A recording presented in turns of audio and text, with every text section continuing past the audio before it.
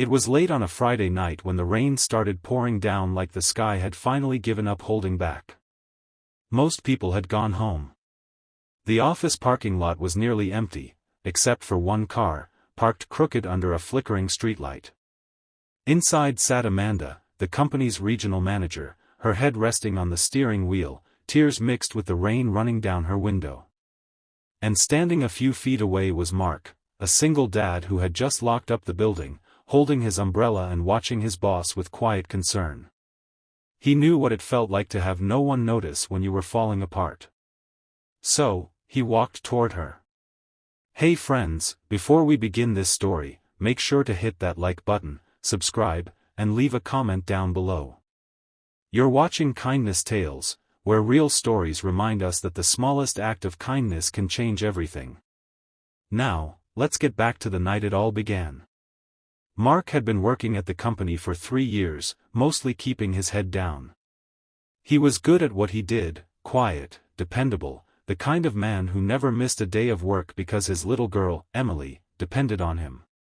His wife had passed away 2 years ago, and since then, he'd built his life around one simple rule: keep going, no matter what. That night, when he saw Amanda struggling to unlock her car door, he didn't think twice. She was clearly not in a state to drive. Her usually sharp and confident voice was slurred, her hands trembled. "Mark. I'm fine," she mumbled, trying to wave him off. But she wasn't. She was a proud woman, always polished, always in control, but now she looked like she was crumbling under something heavier than just alcohol. He gently took the car keys from her hand. "You're not fine," he said softly. "Let me call you a cab." "You shouldn't drive."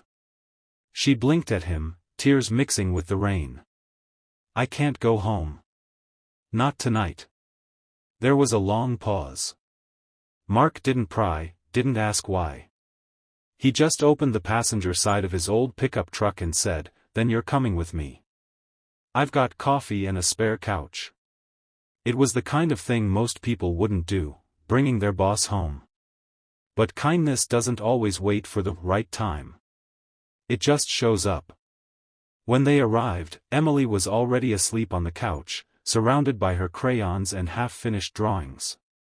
Amanda looked around the small, cozy home. It wasn't fancy, but it felt warm. Safe. Mark handed her a towel and a mug of coffee. "You can stay here tonight," he said. "I'll take the floor." Amanda hesitated. "Why are you doing this?" Mark shrugged. "Because I'd want someone to do the same for me, or for my daughter, if we ever needed help." She didn't answer. But as she sat there, sipping coffee and listening to the quiet hum of the rain, something inside her softened. The next morning, the sunlight crept through the curtains. Amanda woke up to the sound of laughter. Emily was showing her dad a new drawing. Amanda smiled, for the first time in what felt like weeks. Before she left, she looked at Mark and said, "Thank you, for not judging me." He just nodded. "Take care of yourself." And that was it. Or so he thought. On Monday, the office felt tense.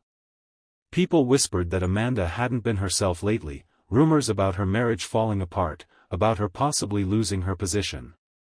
Mark kept his distance, pretending nothing had happened. He didn't want to embarrass her.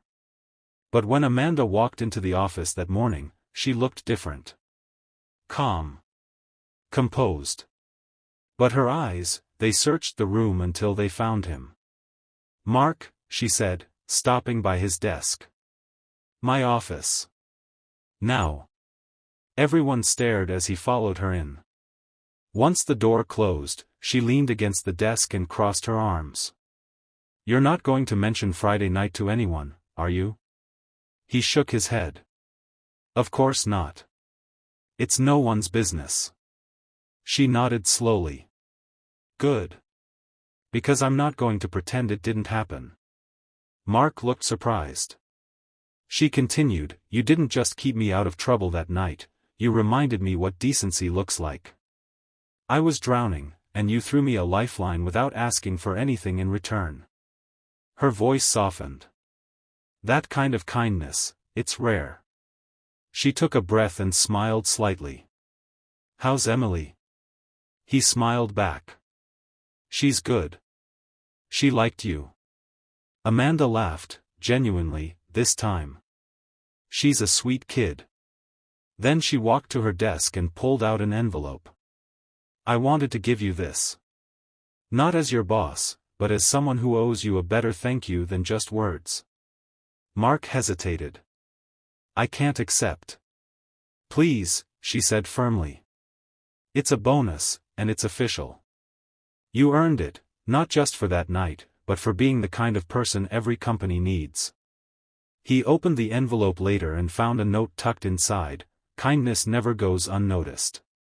Thank you for reminding me to be human again." Over the next few weeks, things changed at work. Amanda started being more patient, more approachable. She'd stop by Mark's desk to ask about Emily's school or to share a laugh over morning coffee. The walls she'd built around herself started to come down. One afternoon, she called the entire team into the conference room. "I want to start something new here," she said. "A kindness initiative, paid volunteer days, family flexibility, and support for anyone going through tough times. Because this company isn't just about profit. It's about people." Everyone clapped, some tearing up. Mark just sat quietly, proud but humble. He knew where the idea came from a rainy night, a small act that had rippled far beyond what he imagined. A few weeks later, Amanda stopped by his desk again. "Hey," she said. "Emily's school play is tonight, right?" He nodded. "Yeah, she's the smallest sunflower in the whole class." Amanda grinned. "Mind if I come?" That evening, she sat in the little auditorium, cheering as Emily waved shyly from the stage. It wasn't just a school play, it was a reminder that even the toughest people sometimes need saving, and that real kindness never expects anything in return. When they walked out into the cool night air, Amanda said quietly, "You know, that night you helped me, it made me realize something. I thought strength meant never needing anyone. But maybe real strength is letting someone care." Mark smiled. "Yeah. Maybe it is." And as they stood there, a single dad, his little girl, and a woman who'd rediscovered her heart, it was clear that kindness had done what nothing else could. It had turned two broken people into something stronger, friends who'd learned that sometimes, saving someone doesn't mean changing their life. It just means showing up when no one else does. Because kindness, even in its smallest form, has a way of coming back, brighter, warmer, and stronger than before. So if you're watching this, remember, your one small act of care might be the thing that saves someone's night, or even their life. You never know whose storm you're walking into, but your kindness might just be the umbrella they need.